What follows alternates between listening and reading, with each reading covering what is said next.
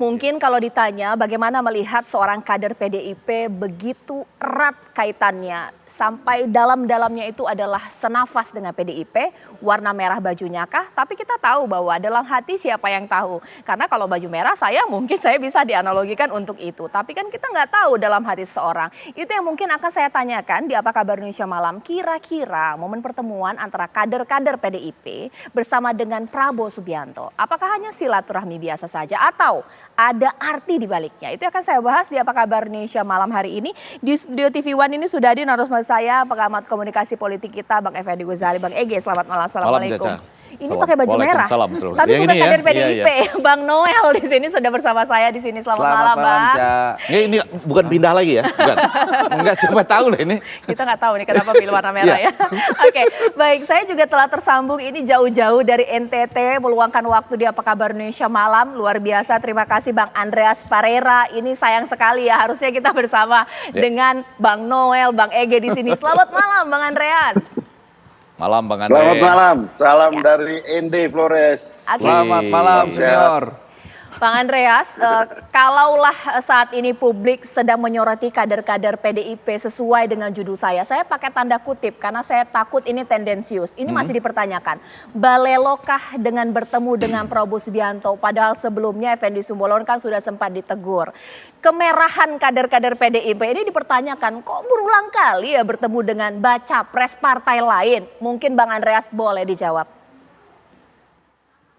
Ya, kader-kader paling tidak yang dua terakhir ya, terakhir Pak Budiman Sujatmiko. Kalau Bung Effendi Simbolon kan sudah diklarifikasi gitu, dan beliau juga sudah dipanggil dan kemudian membuat statement bahwa ya beliau tetap mendukung Pak Ganjar, jadi itu urusan selesai gitu. Yang berkaitan dengan Mas Budiman Sujatmiko yang terakhir, juga secara organisasional DPP akan memanggil mungkin setelah masa sidang, masa reses ini atau masa sidang berikut, karena banyak teman-teman masih di daerah. Nah, tapi saya kenal Mas Budiman cukup lama, sejak lebih dari 10 tahun yang lalu, dan beliau ketika bergabung dengan PDI Perjuangan juga kami banyak atau sering berdiskusi, sering bercerita. Jadi banyak hal yang kita sering obrolkan. Memang akhir-akhir ini jarang ketemu dengan Budiman, sehingga saya sendiri tidak tahu apa yang dipikirkan oleh Budiman. Tapi yang saya tahu bahwa Budiman bukan politisi sembarangan, bukan politisi kemarin sore, bukan aktivis kemarin sore gitu. Sehingga pasti dia melakukan itu dengan kesadaran, dengan dengan sikap seperti itu. Nah, oleh karena itu tentu ini perlu ada klarifikasi, dan dari Ketua Bidang Kehormatan DPP Bung Komarudin Tubun sudah menyampaikan bahwa DPP akan memanggil dan mengklarifikasi teman kita Budiman Sujatmiko ini. Oke, mungkin saya ke Bang Ege. Ini juga menarik ya bahasan Bang Andreas. Politisi senior juga di PDIP. Sudah tahu ini apa implikasi dari momen pertemuan ini. Tapi apakah ini memang sudah dikalkulasikan? Ya memang dukungan saya sudah ke Prabowo, atau mungkin ya enggak gitu, masih ranah abu-abu. Karena ada Noel di sini, saya imbangi dengan mengatakan dari teman-temannya Pak Andreas Parera sudah mengatakan tidak mengganggu solidnya mereka gitu ya. Tapi pada sisi lain, ini sudah saya pagar lebih dulu, baru saya katakan ini berbahaya karena 3 hal ya. Jadi tadi pagi saya sempat singgung, tapi karena malam tentu makin hangat kita. Yang pertama, ini dua orang ini tentu saja dua orang yang tidak sembarangan. Sudah disampaikan tadi oleh Andreas Parera ya. Budiman Sujatmiko, tokoh, aktivis ya. Kemudian banyak mengeluarkan gagasan-gagasan bagus lah intinya. Nah, yang kedua, ada narasi yang sama, yaitu mengenai kapal-kapal ini. Jadi Effendi Simbolon itu bicara tentang nahkoda, sementara Budiman Sujatmiko mengatakan kapal Indonesia harus dikayuh oleh orang yang paham strategi, paham geopolitik, paham sejarah. Dan bahkan dia tambahkan, saya berharap Pak Prabowo sehat, teruskan tugas, tunaikan tugas, dan saya ingin orang Indonesia layak untuk mendapatkan orang terbaik, salah satunya Pak Prabowo. Tidak akan, ini supaya jangan salah, tidak akan jauh pikiran orang dari ini tentang capres. Ya, artinya seorang Budiman Sujatmiko bisa mengantisipasi itu dalam apa yang dia sampaikan. Nah tentu yang ketiga yang saya sebut dengan bahayanya adalah, ini berulang loh Caca. Ya kan yang pertama itu ketemu dengan cara-cara yang hampir sama tapi dalam pertemuan keluarga besar Simbolon seluruh dunia ya atau Ya, itu. dunia. Nah, lalu yang ini dengan cara datang kemudian ada jumpa persnya juga. Kalau jawabannya cuma normatif kan berarti hanya ingin mengatakan apa nanti? Ya, sebetulnya dalam pertemuan saya juga kritik sama dengan Effendi Simbolon. Tapi yang ingin kita lihat selanjutnya adalah apakah ada pertemuan ketiga seperti ini? Mungkin tempatnya berbeda tapi caranya sama. Nah, kemudian di bawahnya itu ada dua teori. Teori A4A itu yaitu teori pindah kapal. Kebetulan sudah ngomong-ngomong soal kapal ini. Teori pindah kapal itu pernah terjadi pada zamannya Orde Baru. Sebelum jatuh ada 14 menteri yang pindah. Gitu. Bahkan ketika terjadi misalnya di Senat Amerika Serikat pada waktu itu tentang impeachment Clinton, mereka berhasil memindah kapalkan orang Republik untuk tidak misalnya melakukan impeachment terhadap Clinton. Jadi ada kemungkinan pindah itu. Nah bahkan yang paling mengkhawatirkan di atas itu adalah nanti kalau mau dikaji, jangan-jangan ada kesempatan menunggu viktimisasi. Jadi artinya dipanggil, diadili, terus malah akan mendapatkan dampak yang lebih besar kalau dikeluarkan. Baik. Tapi saya tentu nggak akan sampai ke sana karena ini baru 2. Dan tadi sudah ada jawaban dari Ganjar yang mengatakan tidak mengganggu karena kami solid, sementara Kamarudin Watubun, Bang Kamarudin Watubun akan melakukan pemanggilan, kurang lebih gitu. Oke, coba kita netral dulu ya, membela elit-elit PDIP yang bertemu. Sudah tahu ini kader partai lain, Pak Prabowo berkali-kali bertemu, padahal sebelumnya ini Bang Effendi sempat ditegur. Apa jangan-jangan Pak Prabowo ini yang kemudian memancing, ajak ketemuan, atau bagaimana dari Prabowo mania? Enggak, kalau Pak Prabowo dari dulu nggak terlalu cawe-cawe soal gini-ginian lah ya. Beliau senang aja ketika ada orang yang menyampaikan pandangannya, menyampaikan pendapatnya secara objektif. Kayak sebelumnya Pak Effendi Simbolon menyampaikan secara jujur, secara objektif. Saya melihat bahwa Pak Prabowo layak. Nah kemudian ada kedua kali peristiwa ini terjadi lagi di Budiman. Budiman ini kan teman seangkatan saya, 98. Dia menyampaikan, ya Pak Prabowo kita ini pernah berseberangan saat Orde Baru. Dia sampaikan, dia ulas semua itu. Yang akhirnya ada pada titik jenuh katanya. Kita tidak lagi bisa bicara tentang masa lalu. Ayo kita bicara tentang masa depan. Ini ada perahu besar yang diselamatkan Indonesia ini. Apalagi Pak Prabowo sangat menghormati ya sikap Budiman dan begitu juga Budiman. Karena ini kan dulu head to head kita nih. Kita aktif 98 head to headnya tuh benar-benar lah dengan tentara atau junta militer saat itu Orde Baru. Dan hari ini penyampaian Budiman itu luar biasa. Bapak beradaptasi dengan demokrasi. Kita selamatkan demokrasi. Selamatkan perahu besar, kapal besar ini Indonesia. Apalagi Pak Prabowo ini punya latar belakang militer dan intelijen. Dan harus juga didampingi oleh aktivis. Gitu loh. Artinya apa yang disampaikan Budiman Sujatmiko, ya sudah Pak, ke depan nanti kita bicara tentang rekonsiliasi lah. Gitu loh, kayak kira-kira kayak begitulah Cak. Jadi saya rasa model-model kayak Budiman ini itu akan ada lagi nanti, gitu loh. Akan banyak lagi. Sebentar, maksudnya kader lain di PDIP ada yang dukung Pak Prabowo? Iya. Waduh, Bang Andreas, ada spill dari Bang Noel di sini. Ada banyak kader PDIP sebenarnya hatinya sudah kepada Pak Prabowo. Bahaya ini, sesaat lagi ya di Apa Kabar Indonesia Malam.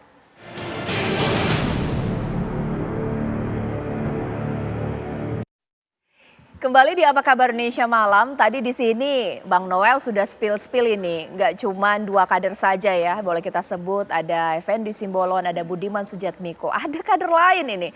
Boleh dong Bang Andreas dikomentari, kalau misalnya betul apa yang dikatakan oleh Bang Noel di sini, ada kader-kader lain yang balelo. Ini mungkin saya akan tunggu dulu ya komunikasi saya dengan Bang Andreas, tampaknya belum bisa tersambung. Boleh dong dikomentari Mbak Ege, mungkin tidak? Tadi saya di ujungnya itu, tapi sebelumnya supaya menyambung juga suara dari Bang Andre di NTT ya. Tapi ini persiapan penyambutannya sudah sengaja ini. Info Jadi artinya intelijen ya. walaupun ada tamu yang datang, tapi itu seperti persiapannya itu luar biasa bagus. Udah siap, lalu ada konferensi pers, lengkap lagi konferensi persnya. Jadi ini bukan bertamu biasa. Terencana. Lihat, itu rencana pasti. Lihat ada sekjen, betul kan? Ada Pak Hasim. Jadi ini komplit loh. Di dalam, jadi ini memang disambut dengan luar biasa. Jadi bukan sesuatu yang, katakanlah kalau sudah ada bisik-bisik, sambutannya udah dipersiapkan. Jadi pantas kita menduga, walaupun dari Pak Ganjar sudah mengatakan, enggak kami siap saja tetap solid. Tapi pantas kita menduga bahwa ini ada jalinan komunikasinya. Karena ada tamu yang datang, lalu disambut dengan sangat baik dan dipersiapkan dengan sangat baik. Oke, Bang Andreas boleh dikomentari selain mengenai tadi bocoran dari Bang Noel ada kader lain yang juga hatinya ke Pak Prabowo. Pertemuan dua kader ini juga terencana seakan-akan sudah dipersiapkan oleh sang tuan rumah. Pasti ada maksudnya, Bang Andreas. Ya, gini, kalau case-nya Pak Effendi Simbolon tentu saya lihat beda dengan apa yang ada pada Mas Budiman. Dalam hal ini tentu perlu kita tahu background, latar belakang masing-masing teman-teman. Kalau Budiman ini kan aktivis. Aktivis yang intelektual, aktivis yang saya kenal Budiman juga cukup lama gitu. Dalam arti baik pemikiran maupun sikap politik. Dan ya ketika beliau masuk ke PDI Perjuangan, kami juga sempat berdiskusi itu lebih dari 10 tahun, 15 tahun yang lalu kurang lebih. Dan karakter dari aktivis itu, ya aktivis intelektual itu mereka ya mencari bentuk yang terbaik buat ya buat aktivitasnya gitu. Dan bertualang dalam pemikiran juga dalam sikap. Seringkali itu muncul seperti itu. Dan saya sempat juga pernah ngobrol banyak dengan Mas Budiman soal itu. Gitu. Okay. Dan tapi ketika kita masuk dalam organisasi partai, tentu satu hal yang harus kita perhatikan di situ dan harus kita ambil risiko dan menyikapi itu adalah disiplin. Baik. Nah di situ di PDI Perjuangan salah satu disiplin yang harus dijaga adalah disiplin di dalam berpikir, termasuk disiplin di dalam bersikap gitu. Nah ini yang mungkin dari karakter aktivis itu belum masih sangat kuat melekat pada Budiman, sehingga ya kadang-kadang ya disiplin dalam berbicara, disiplin dalam bersikap yang kemarin muncul itu menjadi hal yang kemudian ya muncul seperti hari-hari kemarin, hari-hari ini kita lihat. Tapi buat partai tidak ada masalah, dan partai proses itu adalah proses filterisasi juga gitu untuk melihat bahwa kader partai yang disiplin dan pada partai yang tidak disiplin. Bahwa yang namanya intelektual, yang namanya aktivis itu banyak di dalam partai ini banyak gitu. Tapi itu akan dalam proses ini terfilter siapa yang bisa menjalankan disiplin organisasi ini di dalam situasi seperti ini. Dan itu akan teruji gitu. Partai tetap solid, partai tidak akan goyah hanya karena 1-2 orang gitu. Dan itu akan teruji di dalam perkembangan dalam perjalanan waktu. Makin panas ini karena ada filterisasi. Kader-kader tersebut pasti sudah memperhitungkan langkah mereka di depan publik. Bang Noel kasih bocoran lagi dong. Pasti mereka tahu ya konsekuensi dari pertemuan ini. Apa jangan-jangan mungkin dari Pak Prabowo ya udah kalau nanti mungkin disentil, mungkin dimarahin, dikasih teguran, pindah partai aja ini. Bagaimana? Kalau Pak Prabowo gini prinsipnya. Dia sangat senang sekali siapapun yang mendukung lah, apalagi menyampaikan dengan jujur di depan publik.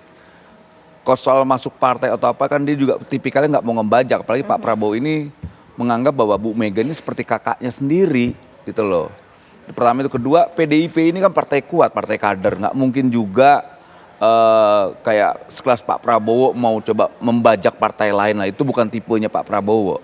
Itu. Dan kedua ya tadi sampaikan senior saya Bang Hugo Farera bahwa Budiman itu memang punya latar belakang aktivis, dia punya intelektual, dia punya cara pandang. Nah, cara pandang inilah yang akhirnya dia coba memanifestasikan dengan ungkapan-ungkapan kejujurannya ketika pertemuan dengan Pak Prabowo, dia jenuh dengan narasi-narasi yang coba bicara tentang masa lalu.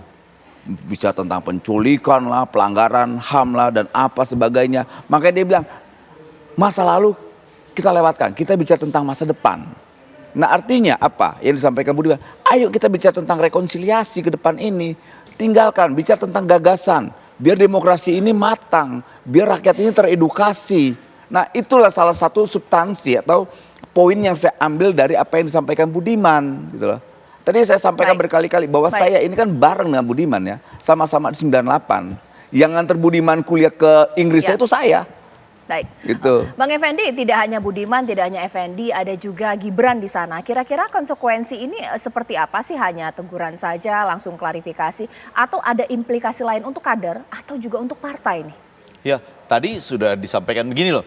Apapun yang disampaikan oleh Noel, para pemirsa, itu harusnya melihat nggak ada alasan pembenar lain selain ini gitu. Ini yang paling standar gitu, ya kan? Bahwa tidak ingin membajak. Tapi kalau datang diterima, ya. Lalu ada konferensi pers dan mereka butuh, kalau pakai teori pindah kapal itu butuh 3 lah sampai 4 gitu. Nah ini tentu harus dimaknai secara berbeda. Konteksnya kan tadi kan lain kan. Ya. Kalau Gibran karena kebetulan ada pertemuan dengan Pak Prabowo di tempatnya, lalu ada ribut-ribut waktu itu kita sempat berbeda pendapat tuh.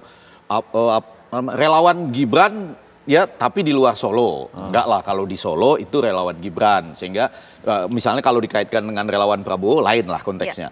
Nah, kalau Effendi Simbolon konteksnya kan pertemuan keluarga Simbolon. Tapi maksud saya, walaupun berbeda konteks dengan Budiman Sujatmiko ini kan ujungnya itu adalah pernyataan ke media. Nah, kebetulan Gibran nggak pernah nyinggung-nyinggung kapal loh. Yang berdua ini ada kata nakoda, ada kapal yang nanti membutuhkan orang untuk menjalankan kapal itu. Nggak mungkin orang nggak berpikir tentang capres. Lalu apa konsekuensinya? Kalau Gibran kan sudah akan menjadi juru kampanye tegak lurus dengan partai. Effendi Simbolon menyatakan dalam pertemuan itu sebetulnya saya kritik juga kok. Nah yang ini kita tunggu nih besok atau lusa. Siapa tahu jawabannya sama juga. Dalam pertemuan itu saya juga banyak menyampaikan kritik. Cuma kan yang muncul di luar konferensi pers seperti itu. Tapi yang saya mau katakan, mereka ini butuh yang seperti itu. Sehingga Pak Andre dan teman-teman yang sudah diperkuat dengan baju yang didesain oleh Pak Jokowi, sekarang saatnya menunjukkan bahwa ini memang betul seperti kata Pak Andre tadi, enggak banyak pengaruhnya gitu. Bang Andreas, kira-kira apakah keputusan yang sama juga diambil oleh Dewan Kehormatan, dipanggil lalu klarifikasi bahwa tidak ada dukungan untuk Prabowo Subianto. Tapi ini juga di sebagian pihak mengkritik ini, kok nggak ada kebebasannya di PDIP, seperti apa? Kebebasan itu harus ada di dalam disiplin tadi yang saya sampaikan tadi gitu. Bahwa ada disiplin organisasi yang harus kita pegang, yaitu ya dalam hal ini ketika suatu keputusan sudah dibuat, itu kader harus melaksanakan itu, bukan mendiskusikan lagi gitu. Di situ poinnya gitu. Dan saya kira Mas Budiman Sujatmiko tahu soal itu, beliau cukup lama juga di partai gitu.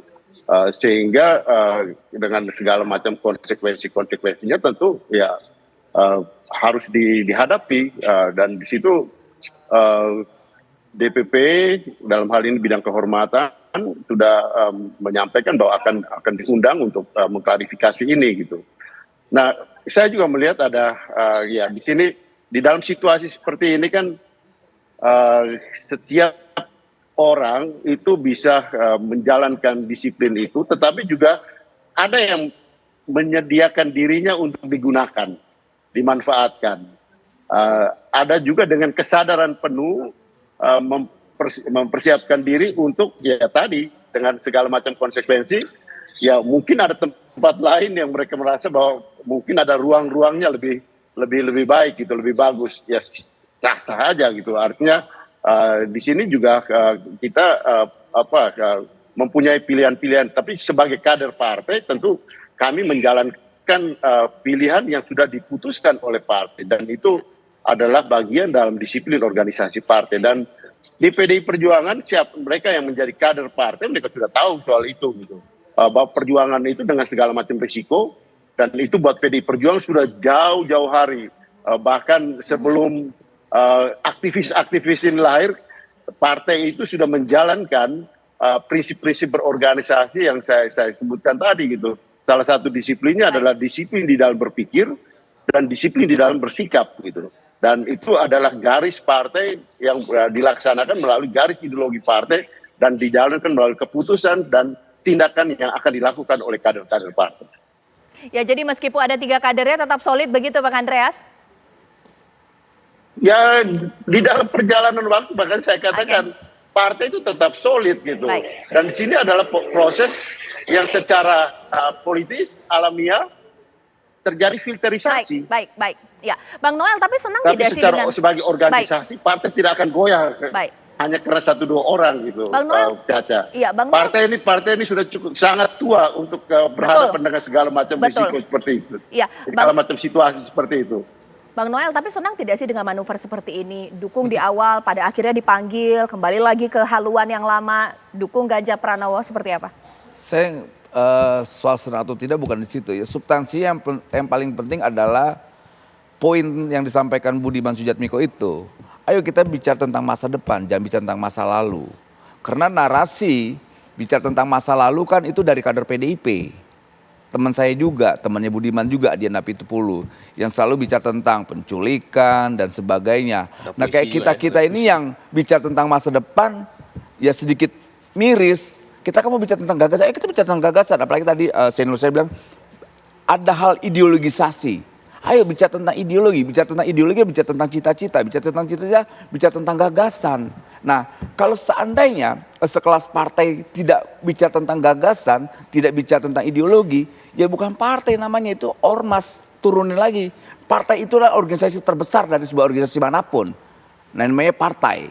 Nah, kalau seandainya partai tidak mampu memberi sebuah tawaran-tawaran besar buat bangsa ini, ya jangan jadi partai. Maksudnya kayak gitu loh. Ganjar tidak punya gagasan dibanding Pak Prabowo atau bagaimana nih? Kan dari awal saya bilang, Ganjar itu pertama tidak punya gagasan, sombong dan angkuh. Dan itu berkali-kali saya sampaikan. Jadi menurut saya nggak pantas Ganjar untuk memimpin 2024. Itu saya sampaikan. Bang Ege, apakah ini sebenarnya kesukaan itu secara personal itu yang jadi alasan langkah-langkah manuver dari elit-elit PDIP ini? Rasanya komplit. Mungkin ada kesukaan, ada... Intinya beginilah, sebelum orang melangkahkan kakinya ke... Ini kan kebetulan di luar partai gitu ya. Walaupun sudah dikasih tahu ada disiplin loh. Walaupun ada kebebasan pribadi juga. Tapi kan ada disiplin. Ketika orang melangkah itu dia pasti sudah pikir semuanya. Iya. Ada kejadian Effendi Simbolon, kalau ketemu nanti begini. Kecuali dia bertemu hanya datang ingin berdua, tiba-tiba ada konferensi pers. Nah, itu lain ya. Enggak tahu, nanti kan kita dengar dari hasil pemanggilan oleh Dewan Kehormatan, Abang Daka Marudin Matubun itu. Tapi yang mau saya katakan, ini memang harus disikapi dengan hati-hati. Hati-hati itu artinya kebetulan waktunya belum mepet betul. Coba bayangkan kalau ini Desember atau Januari menjelang 14 Februari gitu. Dan jumlahnya lebih dari 2 atau 3 yang saya sebut teori pindah kapal tersebut. Kalau ini kan sudah disikapi, tidak ada pengaruh, kami tetap solid. Karena memang ujungnya sementara ini pasti sesuatu yang normatif. Karena kalau tidak di ujungnya itu bisa ada teori viktimisasi gitu. Coba nanti tunggu pada waktunya gitu. Saya ingin berbicara tentang masa depan, saya ingin punya kebebasan, tetapi saya menjadi demikian. Gitu. Nah, ini harus hati-hati disikapi. Ya, gitu. kita tunggu ya bagaimanapun juga politik ini cair, apalagi kita tunggu juga kira-kira apakah kembali kemudian dipanggil oleh Dewan Kehormatan. Hasil pertemuannya seperti apa ya? Sujatmiko. Enggak, pasti dipanggil. Hasilnya seperti apa? Bang Noel terima kasih, Bang Ege terima kasih, bahkan juga Bang Andreas Parera terima kasih.